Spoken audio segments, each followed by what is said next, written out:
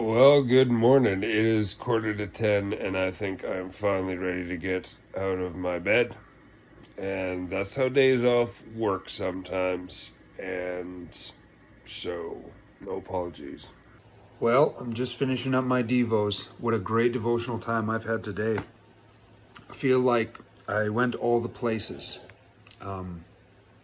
Yeah, there was word that needed to be confessed, and there was some Bible study and some different things that needed to be prayed for. And it just really feels good to take time and to get in God's presence and to let the work of the Spirit come through that. And yeah, to do all the things, to do all the good work that God has. So, onward.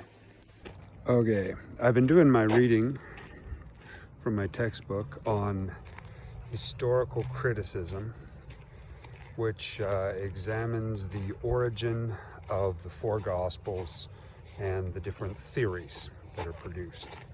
So, this is my thoughts and my impressions first consuming the information that's laid out. I have, before reading the detail in the textbook, I have some general understanding, of the topic from just being interested in it and listening to lectures online and things like that. But so here's my thoughts. So I think that there is a certain underlying way of thinking and a certain modern way of looking at things. I think part of it comes from an evolutionary framework where we tend to assume that the complex arose from the simple. And I think that's led us to Markan priority, or the idea that generally speaking, Matthew and Luke are pretty likely to be based on Mark. I think modern ways of thinking give us a certain bias towards written sources, as opposed to recognizing just how stringently oral sources were maintained. And so this is what I think. This is just my impressions. Firstly, Eusebius has a tradition that he preserved from the early fathers about the origins of the Gospels and what order they came to be. And yes, I think that should be preserved if possible. I think we should give a lot of weight to eyewitness testimony and church tradition that we don't have really any solid reason to dispute or to doubt.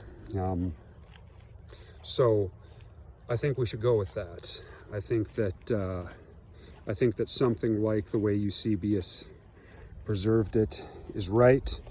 I think it makes perfect sense that Matthew and Mark came before, that Matthew and Luke came before Mark.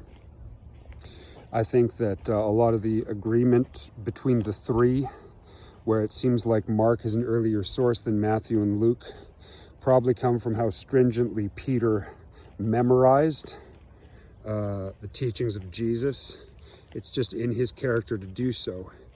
I think we all know that he was clearly the most zealous of the 12 apostles, that walked with Jesus. So I think that probably that zeal was applied as much to memorization as it was to anything else. And so I think the oral played a pretty strong role. I also think that as far as the hypothetical Q document, in early now perished written document compiled in the early church, perhaps even during Jesus's ministry, I'm a bit suspicious that Matthew would be behind something like that. He's a tax collector. He has to be literate, and he comes from a pedantic job and brings kind of a pedantic skill set. So I think Matthew probably authored Q. I think that there's an interrelation between Q and a very strong oral tradition. And I think that can explain why Mark comes after, but there's so much agreement, why it seems to be more primitive.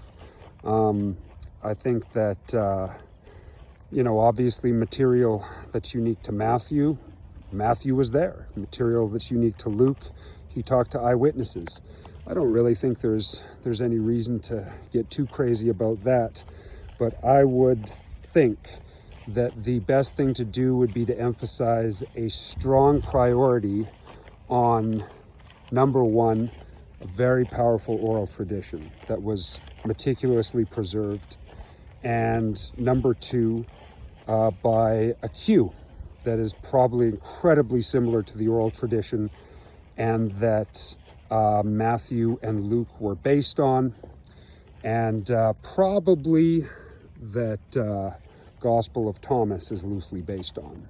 Yeah, so there's my impressions about historical criticism. Hey, I was just thinking of this. You know what's convenient? Let me show you. This right here. All the way along. In one easy motion.